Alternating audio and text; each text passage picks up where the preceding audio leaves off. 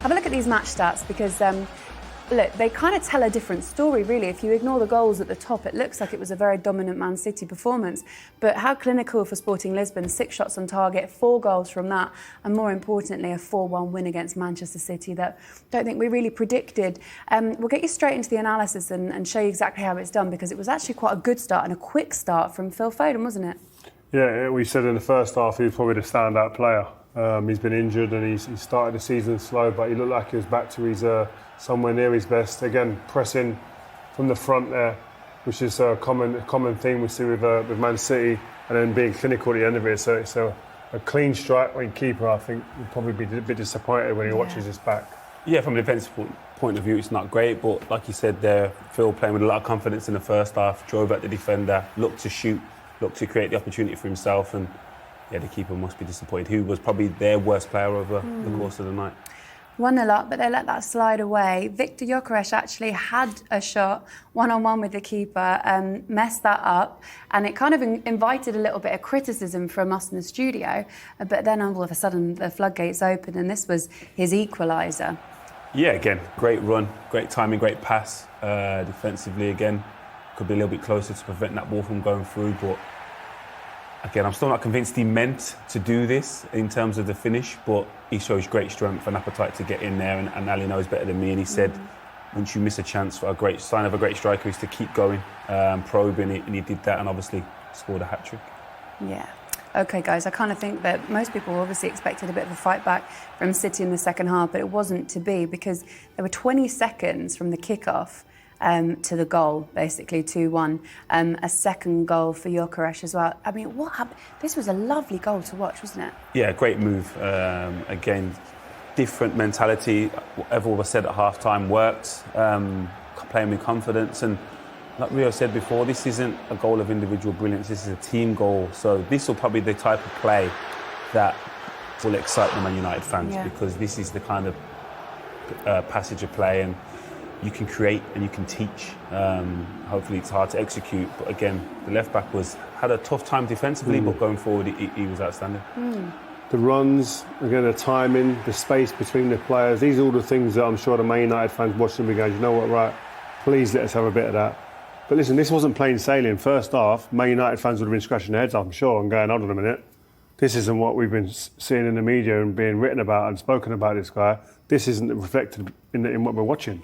Yeah. But second half, it was a completely different story. And you have to say, again, for a team, we've been in changes where first half you feel like you're getting played off the park. Come out in the second half, it's hard to change that tide and turn it. But they've done it, and then they blew City away. You might say it was a supersonic start to the second half, because then they got another goal, this one from a penalty. What happened here, Jolien? Yeah, again, recovery run from Guardiola, and you could see, and he doesn't recognise where Trincão's going, what foot he's on, what the scenario is. There's no need to make the challenge. Yes, he cuts across him, and you need to show a little bit more patience and slow down, really. You've got to allow Akanji to go 1v1 there. Let Akanji, you know how good Akanji is. Trust your other centre-back and say, listen, I'm going to leave you to it. I'm going to still track back and make it difficult. There's no need to have any contact there. The only thing I can say it will be is panic. For this guy, that's not what he done here. He was cool as you like, confident, but he got 11 goals in 5 games. What else can you have? He's electric. Let me just show you... It's getting worse. Sorry. It's getting worse. It's been way too much, Laura. Too much. What about Erling Haaland? Steps up to take a penalty, and you think you know what's going to happen with this one. What happened? He hit the crossbar. Yeah, again, people are going to argue, was he fortunate to get the pen in the first place, but in the letter of the law now, it's not a natural position. Again, I don't know where the defender's arm should go, but yeah, handball was given. There's an opportunity for City to get back in, but yeah, if it's not given, I don't think anyone's arguing, but it was given. It's a horrendous penalty. How they given that, I don't know. No? No chance. I don't think it's that bad. I don't think it's that bad. Again, I don't think either way was. You would be fuming if yeah, of course. It would be, but there, I think, seen in a closer replay, the ball does sit up a little bit as he puts his planting foot down. It kind of sits up and. Let's have a look at it again and a closer look at the Haaland penalty, and tell me again over shots. Yeah, I think as he puts his right foot down next to the ball, it kind of sits the ball right up there, and it creates like a volley technique. So it probably goes higher than he anticipated, because I don't imagine he's going to hit the bar. But yeah, this view you can't see. But from behind him, you can see just here now. He kind of sits up. You know, Ronaldo used to do that. You know, he just deliberately try and bounce the ball off a dead ball situation from a free kick to get it up onto a volley to hit it cleaner. Yeah. I don't know if Erling will be trying to do that, but sometimes I think these things happen. Wasn't his day, but Gyokeres completed his night with a hat trick. And when you're looking at this, you know, we've saying in the first half that there might be some reservations over him. What's your kind of overall thoughts now, seeing this goal? Well, he scored a hat trick in the Champions League, so you have to be positive. Against top opposition. Yeah, definitely. Again, this is a frustrating decision by Nunes. As soon as he gave it away, you could see his reaction he was over-determined to win it back, which is always going to lead in a negative outcome, especially when you're trying to make a challenge in the box. Again, he's slightly off balance, but he showed great composure. It's always difficult to take 2 pens in one game. I think you're talking about Gyokeres. I think the recruitment teams in all of the clubs in the Premier League must be scratching their heads to think, how did we let him get away? He was at Coventry. He hasn't had a conventional route. His route to the top hasn't been straightforward. I mean, he was at Brighton as a young kid, sold to Coventry, went on loan to Swansea, got back to Coventry, does well, then goes to Sporting Lisbon. It's like he's had a journey where he's had to build himself and create what he is now. And you think to yourself, like, well, how has he been allowed to get out? But all of a sudden we're seeing what he's got now. He's grown into what he is, confidence, the stature he has, the physicality. He might have had to wait for that to come. And now he's blown today a few times on the halfway line, running in on goal, blowing players away, holding people off. It's going to be interesting because like we spoke about before, like managers when they leave clubs, there's always 1 or 2 players that think, you know, I've got to take that. That guy knows how I play. That guy everyone can feed off of him maybe. Who is that guy going to be if he's going to take someone from Sporting Lisbon? Now, after the way this guy's been playing in the last few weeks, 11 in 5 games, goals he's scored, is he going to be the number 1 target for the new manager at Man United? Yeah, well, look, we will see. We're going to get some City reaction now because that's the first time in, 6 years? I think 2018 was the last time Manchester City lost 3 in a row, but it's happened tonight and Bernardo Silva's been speaking to Becky about it. Bernardo, are you left wondering tonight how you were ahead in that game and it's ended in defeat? Well, yeah, weird feeling because I actually thought that we started well the game, we were controlling the game, we were creating chances. And out of nowhere we go to half time with a 1-1. But yeah, we knew how strong they were in the counter. If we lost easy balls, how strong, how quick they were in creating those kind of chances. And then in the beginning of the second half, we just gave them too many opportunities to be there and to score goals. And well, yeah, disappointing because we're a bit in a dark place right now, and everything looks to be going in the wrong way. Even when we play well, we don't score our chances and we concede too easily.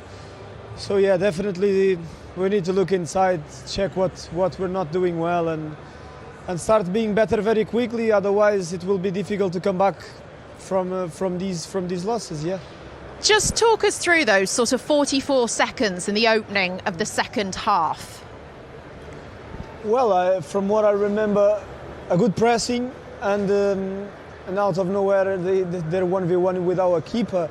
I haven't checked the goal again, but it looked like it was a bit maybe too easy for them to be on a 1v1 situation with our keeper from a good pressing in the beginning that we did. But yeah, it's football, and look, as I said, it's difficult to find reasons for what is happening right now to us. I don't remember in 7.5 seasons this team losing 3 games in a row, and yeah, it just looks everything is going in the wrong way right now. As you said, City don't lose this many games in a row, and you've never been really in this position. Does that make it hard to know how to react to it? Well, the good thing is that even though we lost these 3 games, we're still in good position, especially in the Premier League and in the Champions League. So we haven't lost anything, even though after losing 3 games, we're still in the main competitions. We're still fighting for everything. But yeah, we need to do better, obviously. We need to do better. Our injured players need to come back because we need them.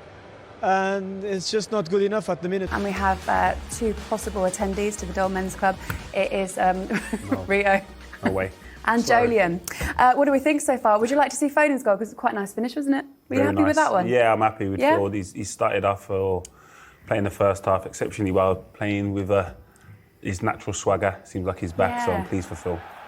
He seems to be comfortable in the Champions League. His 3 goals so far this season come in the Champions League, Rio. Yeah, he started the season slow, but I think obviously being at the Euros and injuries, but he looks like he's in the groove here. I think it's a great press. They pressed the ball. I think the ball questionable.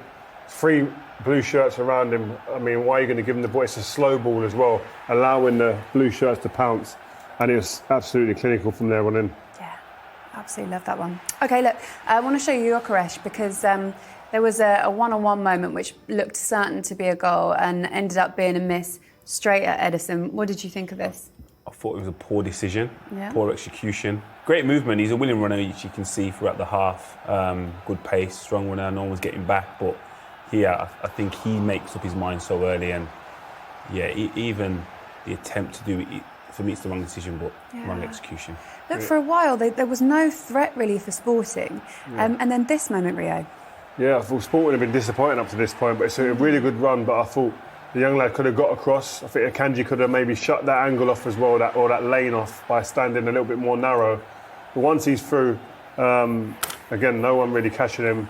I thought he was quite fortunate with the finish. Look, he hits it into the ground here. It's not your conventional finish. You'd think that a striker would want to hit it clean in them moments.